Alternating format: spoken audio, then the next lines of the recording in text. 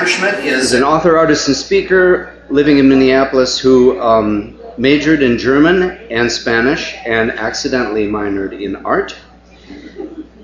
She is married to a space alien, which probably makes it easier to write science fiction. Write what you know. Welcome science fiction author Erika Hammerschmidt and John Ricker.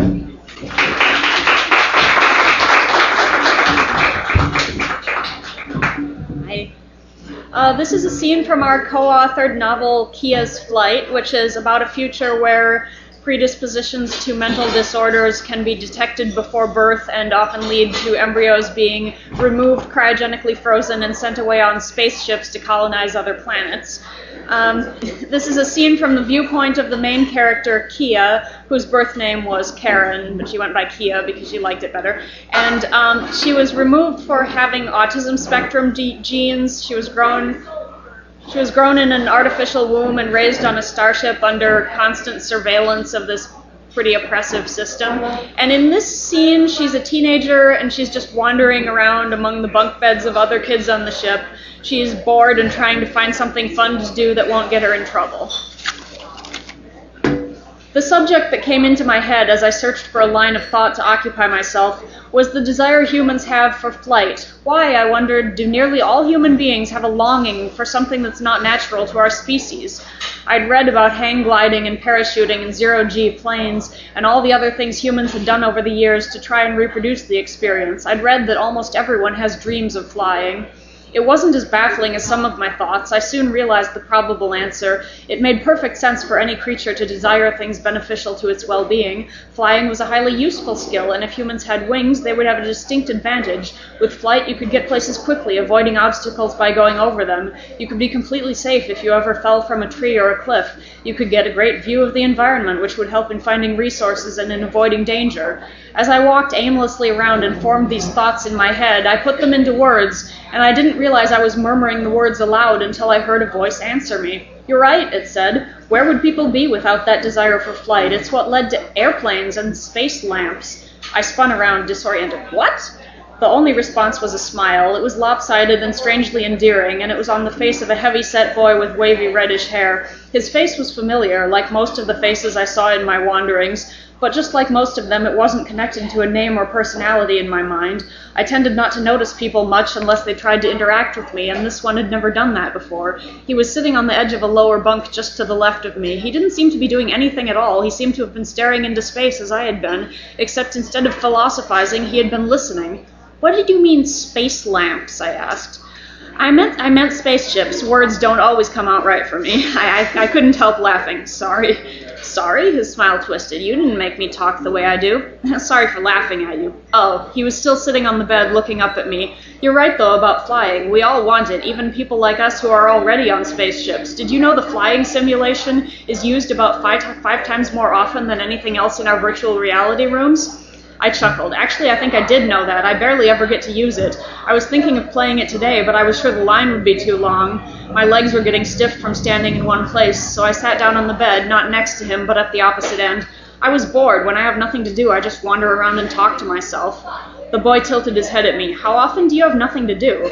I leaned my elbow on my knee and my face on my hand. "Well, I guess there's always something I could do, reading or writing or drawing or playing chess by myself on my hand comp. I don't talk to people much." I wondered why I was talking to him. There was something attractive about the way he talked, something that didn't feel threatening to me like most people's speech. Only person I talk to is Stacy Baker because she sleeps in the bunk above me, but I try to keep those conversations pretty much confined to necessities. If I encourage her, she talks on and on about what her friends are doing and who has a boyfriend and stuff.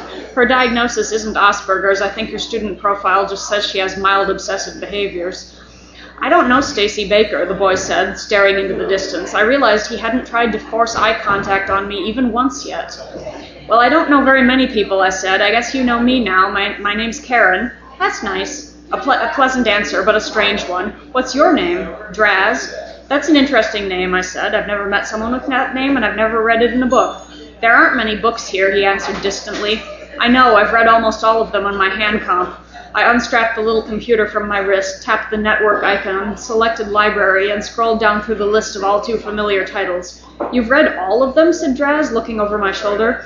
Almost all. There were a few I couldn't get very far into, but not a lot. When I really want something to read, I'm not picky. Which ones couldn't you read? Focused on my hand comp screen, Draz leaned a little too close, and I jumped, unaccustomed to the invasion of personal space. My hand slipped, and the hand comp clattered to the floor. Rats. I picked it up and examined it carefully to make sure it wasn't broken. It's okay, but I really shouldn't have unstrapped it from my wrist in the first place. I'm too clumsy. You should put a cover on the screen so it won't get scratched if you dropped it, said Draz. Do they let you do that?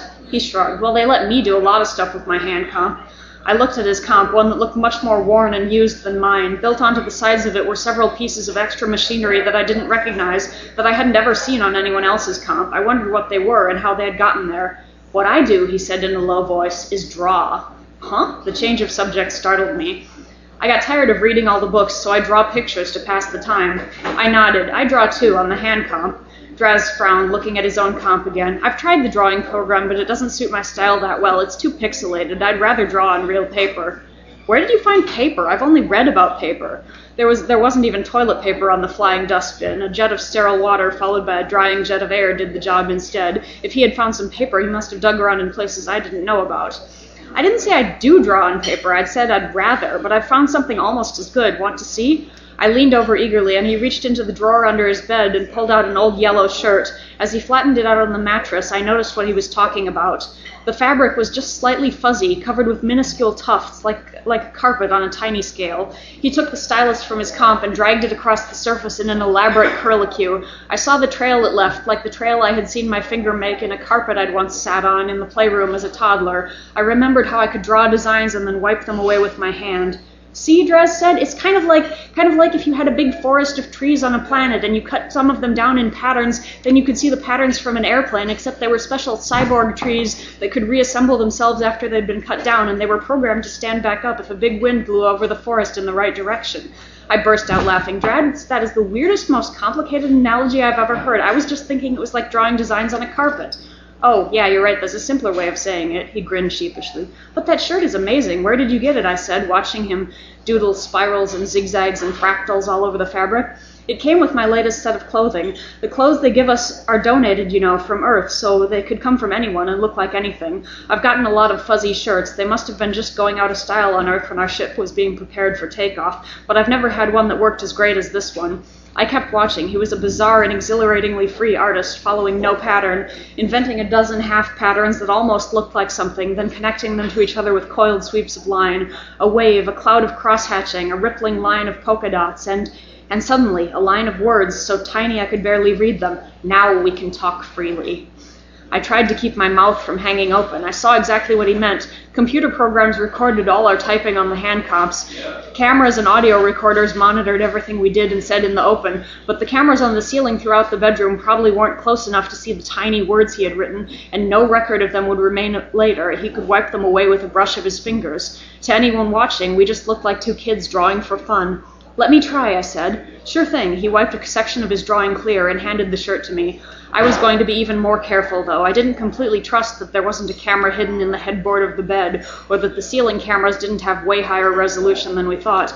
Unlikely, seeing how low budget this ship was, but I was taking no chances. With a few practiced strokes, I drew a cartoonish representation of a rabbit. Long floppy ears, oversized feet, a wild puff for a tail. Then, after giving Draz a significant glance, I drew the animal's eyes. Tiny scribbles ambiguous enough to seem like nothing important to a casual observer, but if you were looking for it, they were clearly a D and an O. I created a whole menagerie, a cat, a dog, a giraffe, a horse, a couple of pandas, a gasping goldfish lying on the ground next to the rest of them. Artistic and funny enough to be worth drawing just for its own sake. I was taking no chances, but each animal contained at least one hidden letter. Slowly, drawing by drawing, I finished my question. Do you know secrets?